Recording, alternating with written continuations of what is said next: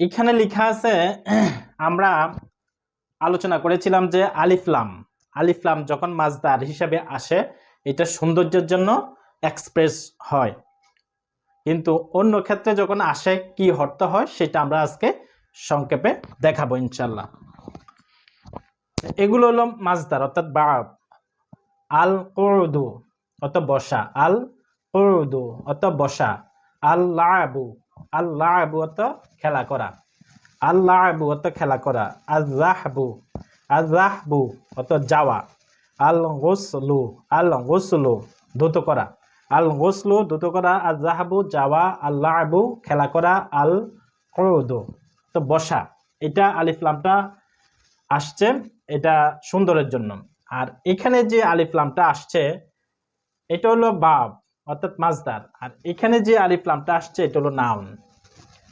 নাউনের আগে যখন আলিফ লাম আসে সেটা নির্দিষ্ট হয়ে যায়, যেমন বাড়িটি, কলমটি, লোকটি, পাখিটি, এটা নির্দিষ্ট হয়ে যায়, নির্দিষ্ট হয়। এখন এটা নির্দিষ্ট অর্থ দেয়, নাউনের আগে যখন এই আলিফ লামটা আসে তখন এটা নাউনের অর্থ দেয়। আর যখন একটা ভার্বের সাথে আলিফ লামটা আসে মাজদার হিসাবে আসবে, এটা জাস্ট সৌন্দর্যের জন্য নেওয়া হয়েছে। আর এখানে যে আলিফ লামটা এটা হলো সকলকে বোঝানোর জন্য ব্যবহার হয়েছে। তো এগুলো সংক্ষেপে একটু আলোচনা করলাম এই জন্য, যেহেতু আমাদের মাজদারটা আলোচনার বিষয় ছিল, আলোচনার বিষয় হলো আমাদের মাজদারটা আলোচনা করতে গিয়ে আমরা এগুলাকে একটু টাচ দিলাম যাতে করে বিষয়টা ক্লিয়ার হয়। আর এটাকে এসএম বলে নাম, আর ইংরেজিতে নাউন বলে, আর এটাকে আর্টিকেলও বলা হয়, ডেফিনেট আর্টিকেল নির্দিষ্ট। আর আরবিতে বলে আল মায়রেফাতু অর্থাৎ মায়রেফা বলা হয়। আরবিতে মায়রেফা মানে নির্দিষ্ট করে বুঝাবে একটা নাউনকে। তবে ওই ভূমিকা এক থাকবে, যেমন এই 14টা বর্ণ যখন আসবে আলিফ লামের পরে, আলিফ লাম থাকার পরে যদি 14টা বর্ণ থাকে তখন তাসদিদ দিয়ে পড়তে হবে লামের পরের অক্ষরটা। আর যদি এগুলা না থাকে অন্য বর্ণগুলো আসে তখন সুকুন দিয়ে পড়তে হবে লামকে এরকম একটা সুকুন দিয়ে পড়তে হবে। আর যখন এই ওয়ার্ডগুলো আসবে লামের পরে তখন তাসদিদ দিয়ে পড়তে হবে ডাবল করে। তো এটা এখানে আলিফ লাম আসার কারণে এখানে দুই পেশ দিলে কিন্তু হবে না, যেমন আল বাইতুন, আল কালামুন, এটা হবে না। আলিফ লাম সবসময় পেশ গ্রহণ করে। তবে আরো কিছু এক্সেপশনাল নিয়ম আছে, যেমন এটা তো আমরা আলোচনা করলাম, আল বাইতু বাড়িটি, আল কালামু কলমটি, আর রাজুলু লোকটি, আর তয়রু পাখিটি, গাড়িটি মোবাইলটি, এভাবে বিল্ডিংটি, মেয়েটি ছেলেটি শিশুটি, এভাবে এক্সপ্রেস করার জন্য আমরা এগুলা ব্যবহার করতে পারি। এখানে একটা লেখা আছে আলহামদুলিল্লাহ, সকল প্রশংসা আল্লাহর জন্য। এখানে সকল প্রশংসা দ্বারা অল বুঝাবে, সব কিছুকে ইন্ডিকেট করবে, কোনো কিছু বাদ থাকবে না। এই আলিফ লাম দ্বারা সকল কিছুকে বুঝাবে, এই আলিফ লাম দ্বারা সকল কিছুকে বুঝাবে, এই আলিফ লাম দ্বারা সবাইকে বুঝাবে। তো এটা কখন কিভাবে, এটা ডিপ একটা এক্সপ্লেনেশন আছে, সেটা যখন আমরা আরো আলোচনা করব আস্তে আস্তে তখন এটা আমরা ডিসকাস করব ইনশাল্লাহ।